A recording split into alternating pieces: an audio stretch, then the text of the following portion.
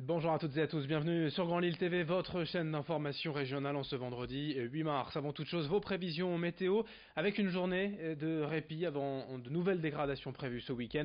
Une belle journée de soleil en ce vendredi partout dans la région, des températures légèrement au-dessus des normales de saison, 12 degrés pour les maximales à Lille, un peu de vent, rien de bien méchant, du soleil, du ciel bleu. Mais attention car dès ce soir et la nuit prochaine, le retour des perturbations, des pluies et ce week-end également nouvelles dégradations à prévoir. Les prévisions météo complètes après ce journal. À la une évidemment ce vendredi 8 mars, la journée internationale des droits des femmes depuis sa création en 1977 par l'ONU et ces dernières années par la mise en œuvre de politiques de lois d'égalité. La place des femmes dans la société a progressé mais l'évolution est encore lente. Les différences et discriminations restent bien réelles selon les chiffres de la préfecture de région présentés hier. Dans les Hauts-de-France, l'écart de salaire entre hommes et femmes est encore de 18% dans le secteur privé. Dans l'administration publique, les postes à responsabilité confiés à des femmes ne représentent que 36%. Autre illustration, aujourd'hui seuls 27% des jeunes filles se tournent vers des études d'ingénieur.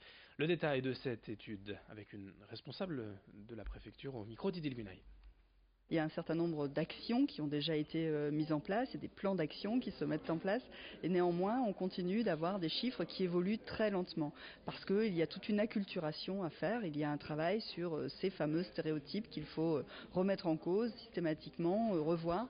Et l'éducation nationale qui présentait aujourd'hui ces chiffres, mais aussi la convention interministérielle pour l'égalité entre les filles et les garçons dans le système éducatif qui va être renouvelée cette année, montrer justement tous les engagements qui étaient pris par l'éducation nationale au niveau de la scolarité, au niveau scolaire et au niveau des parcours que pouvaient suivre les jeunes.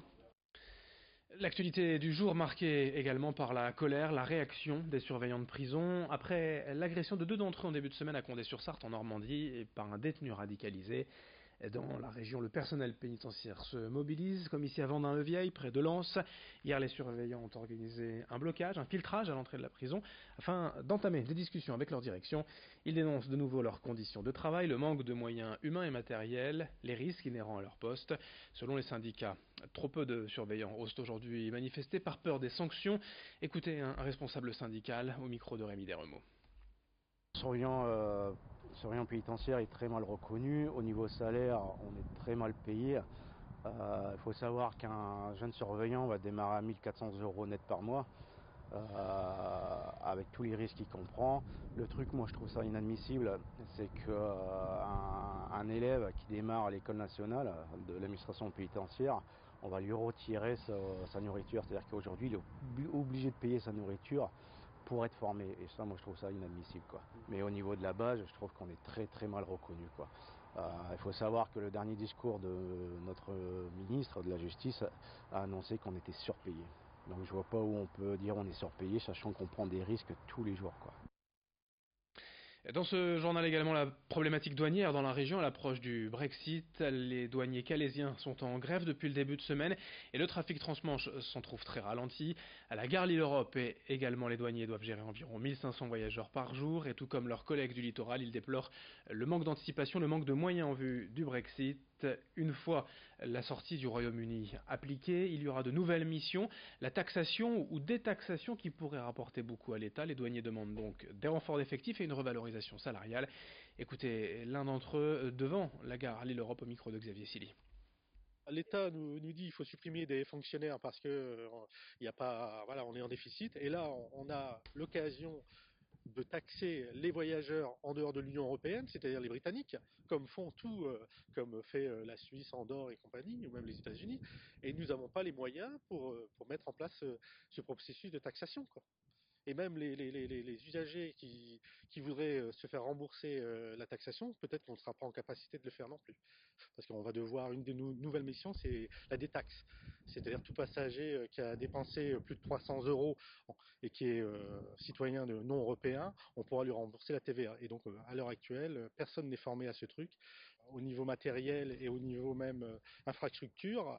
Et il n'y a même pas le bureau de détaxe qui devrait être dans la salle d'attente juste à côté de nous qui a été construit. Et à ce propos, Gérald Darmanin, le ministre de l'Action et des Comptes Publics, référent pour les douaniers, doit rencontrer les syndicats ce mardi matin, car pour l'instant, la direction régionale des douanes se dit incompétente pour satisfaire leurs revendications. Les douaniers espèrent donc beaucoup de cette rencontre avec le ministre mardi matin. Et dans cette édition, également évoquons la crise que traverse l'Église catholique dans le monde et en France aussi depuis plusieurs années suite à des actes ou des soupçons de pédophilie. Hier, Monseigneur Barbarin, l'archevêque de Lyon, a été condamné à 6 mois de prison avec sursis pour avoir caché des faits de pédophilie d'un prêtre sous ses ordres. Au Vatican, même l'affaire est prise au sérieux. Dans la région également, selon l'archevêque de Lille, Monseigneur Ulrich, l'Église ressent directement les effets de cette crise depuis plusieurs années en voyant le nombre de vocations diminuer.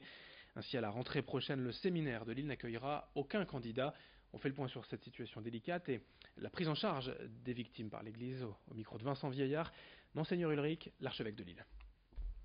Ces dernières années, je veux dire, ça se compte pas sur les doigts des mains, mais je veux dire, c'est des unités, hein, parce que les personnes aussi, il faut qu'elles franchissent une certaine barrière difficile pour elles-mêmes, hein, de se révéler comme victimes, ça n'est pas une chose facile, hein, donc il faut aussi qu'elles sortent d'une crainte. Voilà, donc mais quand j'en reçois une, je me dis qu'il y en a d'autres qui n'osent pas, voilà, mais je pense à elles. En début d'édition, nous avons évoqué en ce 8 mars la journée internationale des droits des femmes. Sachez que c'était également en ce moment la semaine européenne de lutte contre l'endométriose. Cette maladie chronique, récidivante, découverte en 1860, mais dont on ne parle vraiment que depuis quelques années, touche une femme sur 10 dans les pays industrialisés. L'endométriose, ce sont des douleurs tout au long du cycle menstruel, accentuées lors des périodes des règles, avec aussi des problèmes intestinaux, urinaux, des difficultés pour se déplacer, bref, des symptômes difficiles à vivre au quotidien.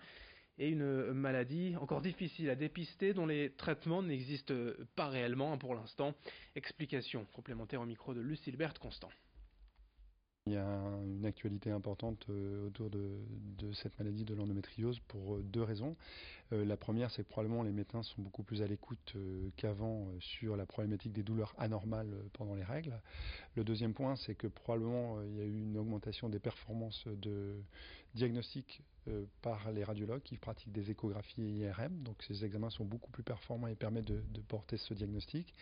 Et probablement il y a une troisième raison, c'est sur le dynamisme d'associations de patientes comme l'association Endo-France, qui ont un tel dynamisme auprès des médias, mais également des pouvoirs publics pour que cette maladie, on en parle plus et qu'elle soit mieux reconnue. Fin de cette édition sur Grand Lille TV, l'info continue dans un instant. À suivre vos prévisions météo.